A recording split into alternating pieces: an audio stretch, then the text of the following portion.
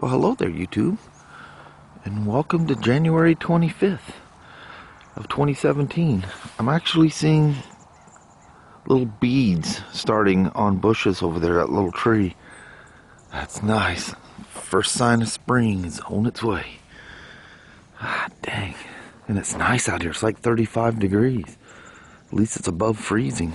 It's pretty crazy. It's like they're washing the bridge.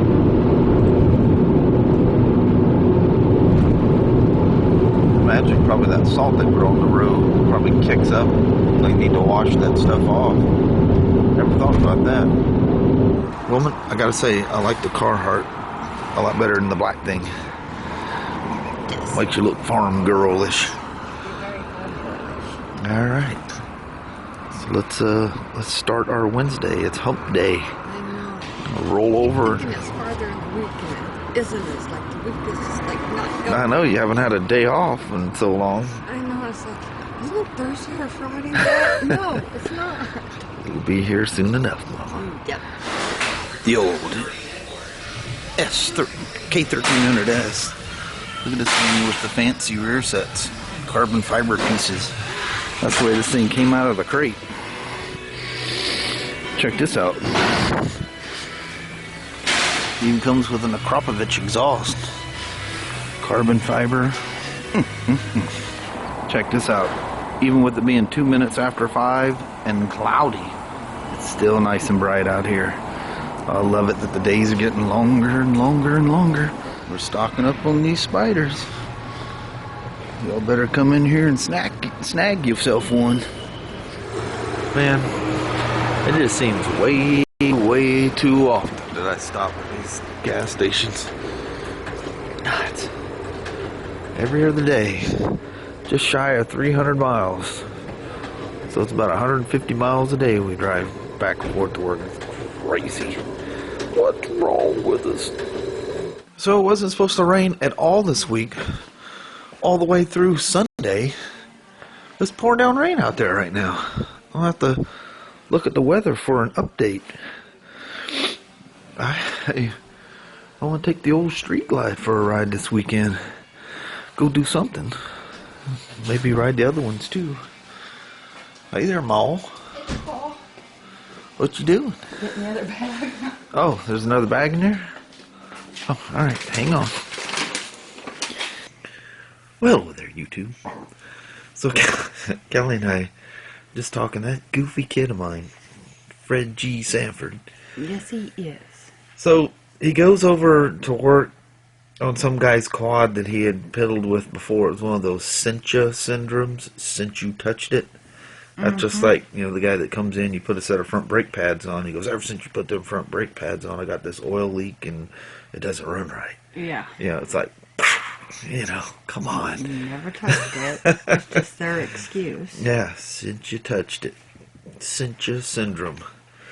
But, anyway, the guy, whatever the whole story was. So, he's there, and the guy starts out like he's all mad or whatever, and they've been friends for a while. So, he goes to leave, and the guy won't let him leave unless he takes his snowmobile. It's like a late 80s, early 90s snowmobile of some sort. I think it's a Polaris or something. And he's, you know, it's an older one that doesn't have a lot of suspension and stuff. You know, they're real high tech now. And he goes, what the hell am I going to do with this thing? Well, I guess the thing got seized up or whatever. And but Ryan says the thing's in perfect shape. I said, so you took it? He goes, yeah, what the hell am I going to do with it? He goes, can I dump that thing off at your house? And I'm like, right, you know, we got enough of your junk that hangs around out here, you know. I go, I guess. So today I go, well, so whatever happened to that snowmobile? Because he was here the other night. He was going, oh, that thing's locked up, you know. Engine doesn't even turn over. It won't pull start or anything.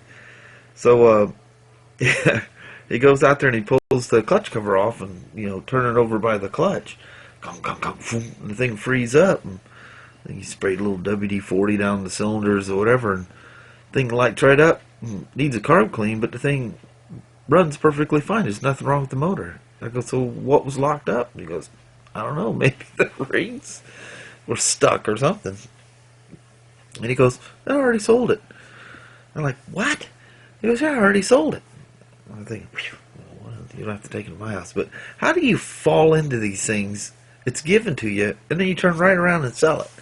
Oh, I'm not going to do with this piece of junk. Nobody's going to buy this old clapped out Polaris. And he gets the thing running and sells it. Oh, I know it. He always comes across things, you know, for free or whatever.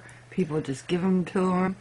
And he works, does a little bit of stuff to it, and then, oh, I sold it for $500. Yeah, it's usually something simple, you know. Yeah, he just sold something else for $350. I can't remember what it was. He got it for free. Yeah. He was so, telling Molly and I. You remember the when it snowed and he took us to the store and we're pulling horse food or whatever that was out of the back of the truck, and I'm laughing. I go, "What the hell is that green thing?" It was like a KLX 110 Kawasaki or something.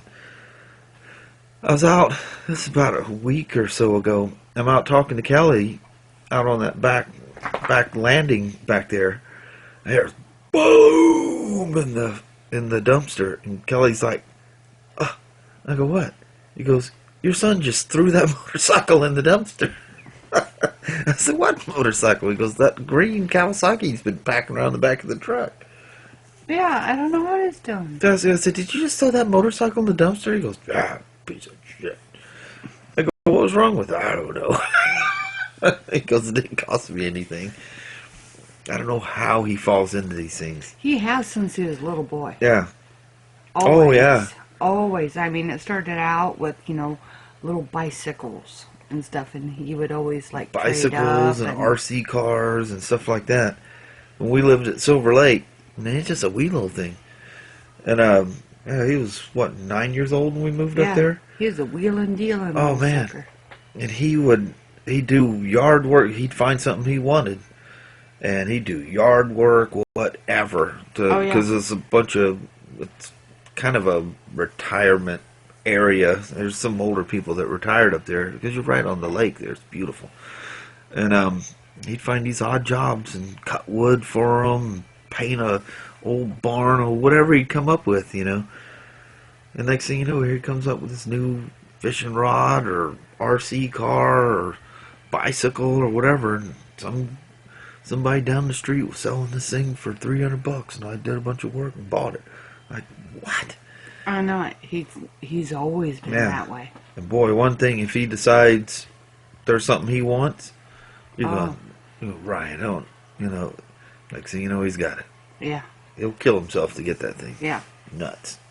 He's a workaholic like no other. He was always that way. I mean, he was like 3 years old and would freak out if you did not have projects for him to do. You had to have things for him to clean, build, move, always. I was heavy into the photography when we were at Silver Lake, and, you know, I'd get some free time and trying to process all these pictures and do whatever. And he'd come roaming in the room and go, I don't have anything to do. And I go, well, where's all your friends? I don't want to do anything. And he would drive me nuts. You got some project for me to do?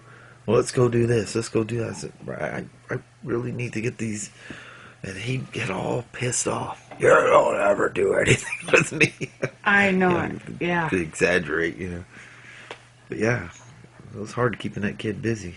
Yeah, because he always, I mean, burns Kendall really 10 different ends. Yeah, he's a nut. He's a nutter. Man, I didn't film anything today. It was a true work day today on BMWs, I might add. Which is really cool. Yeah, people are scheduling in work left and right. Guys, it's, you know, figuring out, because you kind of build a service in BMW in their programs, you know. It's actually pretty simple, but, you know, with mileage and whatever, and amount of time, there's different things that BMW, you know, recommends being done. So it's the service writers are learning as they're going along on you know, how to sell a service on these things. You know, here's what it recommends, and, you know, the customer can choose what they want. It's not cut and dry, like, you know, there's a pre-built schedule for all the Japanese stuff and Spyders and stuff like that. There's just a set schedule. At this time, we recommend you do that. Well, BMW, it can be mileage and it can be time related. So it's cool, and these things live forever. So as miles come along, different things pop up, and we suggest you do this and do that. It's pretty wild. Yeah, and I actually sat across one. Yeah, I really Oh, like yeah. it. Yeah, it was cool. I was going up to get a cup of coffee. She was coming back from getting a cup of coffee, and right on the end cap is that F700, the LC, the low chassis. Pardon me. And I go, hey, Kelly. I grabbed her cup and I said, jump on this thing. She sat on it, picked it right up. Yeah, that was cool. Yeah, it's very... I don't know how to describe it. I mean, you're used to, like, all this weight, when you go to pick up a bike. But it just comes right up and low. It just balances. Yeah. It just... Your feet sit flat on the ground for me. Yeah, And it's fantastically like fun bikes. you can sit there and move it back and forth, and it's not like this top heavy thing, where if you go too far, it wants to pull you, which makes me afraid. But that was like really nice. That was really cool. Yeah, love those bikes. I think I linked you guys to Riding with Tom, where he did that 6-part series on that. I think it's called the GS Tour or something like that. He went on that tour on the GS 1200. Well, whatever, how you watch somebody, it's like Facebook. You talk to somebody, all of a sudden their feed keeps coming up. But anyway, I think popped up. It was when he went to the GS training school with BMW there in Australia. And during that training course, he rode an F800GS. It wasn't a trophy, but it was colored like the trophy that we have. Different countries get different colors, but it was painted up in that same red frame, literally the same bike. And he loved that thing. He goes, man, this thing's awesome. That's It's cool. crazy. It's amazing the beating them things will take. I know it. They're a little workhorse. These guys just drop flop, big 1200 and flopping Roll over. it down. Okay, pick it up. Pick it up. Dust it off. The one thing that, and I say this a lot, that amazes me is you watch these guys flop, roll it down a hill. The first thing, I'm used to, like when you do a crash like that, you pick it up, what's broke, what's hanging off, what levers are no longer functional, and is there a hole in the engine case or whatever. They just pick them up, boom, and just take off. They don't even look the bike over. I'm going, is everything still working, or... Everything's still attached. I mean, these things roll over like a fat cow, and they just pick them back up again. Just get them back on their feet to be all right. Yeah. But yeah, Just let her buck. Yeah. God dang, them things are tough. Tough. Yeah, they are. Yeah, so it was a busy day at work.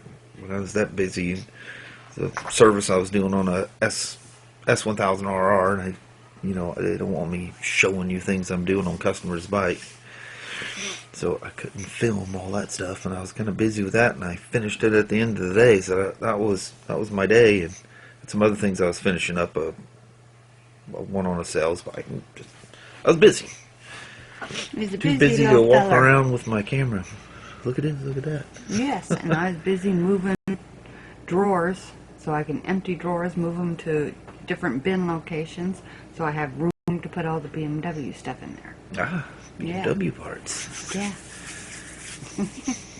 Is it going to be a pretty BMW parts area?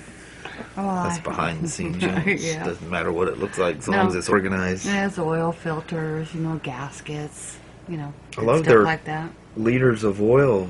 Cool looking. I know. It looks very BMW-ish. Yeah. You look at that quart, it's elite, they sell it in liters. You're going, dang, I don't even want to know what that liter of oil costs. It's probably expensive. Bottle it looks that good. But anyway, we've rattled on here a bit. Yep, we So, better roll. kind of one of our quiet vlog days. Yep. It wasn't quiet for me anyway. I was kind of busy. To you guys, it looks like I didn't do anything, but actually I did a lot. It just didn't involve vlogging. Yep. But Madison we down better there. go. Yeah, haven't eaten yet. I'm getting a little on the hungry side. Yeah, I need to feed my man. Yeah, figure out, and I need to build whatever I have for a vlog tonight. All right. Try to work some more on the grip install heated grip install video. That's gonna be fun. I think you guys will enjoy that. And you guys that thinking about doing that to yours, you'll see it's not that big of a deal. Just gotta take your time. Yes. And by the way, I still want that 48. Yeah. Oh, well, when I was up there, Rob. Yeah. Rob. I want it. When I was getting those grips, Rob said he thinks that thing's kicking around up there somewhere. See, go, really? then they'll be really desperate by this spring because it's been there for a while. Get a better price.